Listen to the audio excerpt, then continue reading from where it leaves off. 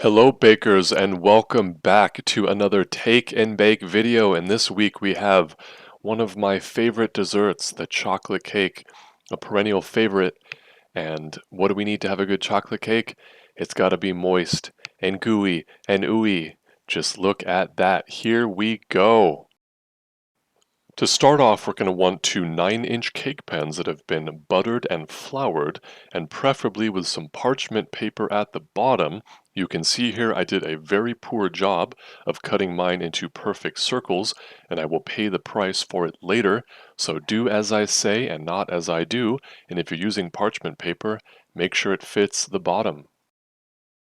Okay, and now it's time to make the cake. Here's an overview of everything we'll need. We're going to start with 2 cups of sugar, the most important ingredient, of course. And then here we have a mixture of 1 3/4 cup flour and 3/4 cup cocoa.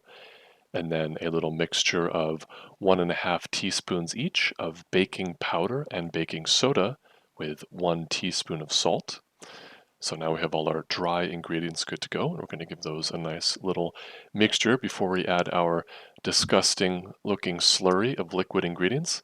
So we have 1 cup of milk, half a cup of vegetable oil, 2 eggs, and 2 teaspoons of vanilla extract. Makes it look pretty darn gross, but it makes it taste pretty darn delicious. So we have this nice beautiful color. And now we're adding the weirdest ingredient, 1 cup of boiling water hot off the stove. And when you add this, it's going to make it look absolutely disgusting. It's this kind of brown soup. It's not pretty. But you gotta push forward to get the delicious cake, no matter how gross it looks. So we're going to pour it into our 9-inch cake pans, and I'm really bad at this, that is getting them even. So I try to pour as much as I can evenly in each one, and then I use a little trick I devised where you take 2 toothpicks and you stick them in the center, and you see which one has more cake batter. And then it's just a matter of spooning a little extra into the one that has a bit less in it. Okay, and now we're going to put our cakes into the center of a 350-degree oven for about 30 minutes, but please keep in mind, mine actually came out at about 28 minutes, so I would say around 25 minutes. Start keeping an eye on it and use a toothpick in the center. I took mine out when it was just barely set. No goo, but not any crumbs. So once the cakes have rested outside the oven for about 10 minutes, I like to go ahead and use a plate or a wire rack to flip the cakes out of to get them cooling further. And you can see here my terrible parchment paper job has bit me in the behind because you can see a lot of the cake stayed behind, which just means I get to eat it right now instead. So while we're waiting for the cakes to cool, we can make our frosting. What I have here is a 1/3 cup milk into which I'm mixing 2/3 cup cocoa, 1 stick of melted butter, and a teaspoon of vanilla, and then 3 cups of powdered sugar.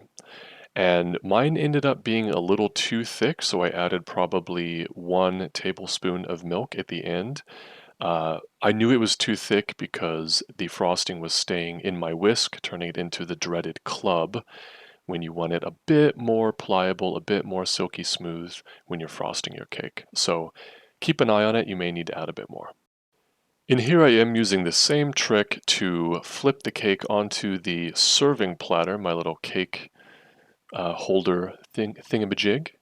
And I'm going to start frosting my cake. Huge disclaimer, I'm not very good at frosting cakes, so you probably are better at this than I am, but I like to start from the center and work my way out.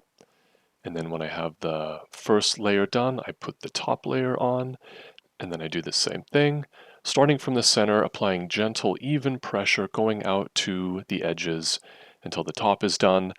And then for the sides, what I like to do is I put big blobs of frosting near the edge and I kind of let them drip over the side, and then using my fancy offset spatula, although you can easily use a normal spatula, I kind of evenly distribute pressure and push it along the side until you get something that looks, in my case, not beautiful, not hideous, but darn tasty. And I'm just cleaning it up with a little damp paper towel to make it look a bit nicer. And there you have it, one beautiful, and in my case, lopsided chocolate cake that will be irresistible. And just to show you what it looks like on the inside, the camera's shaking because I can barely contain my excitement. Look how moist and decadent and delicious that is. The perfect chocolate cake. Enjoy. Happy baking.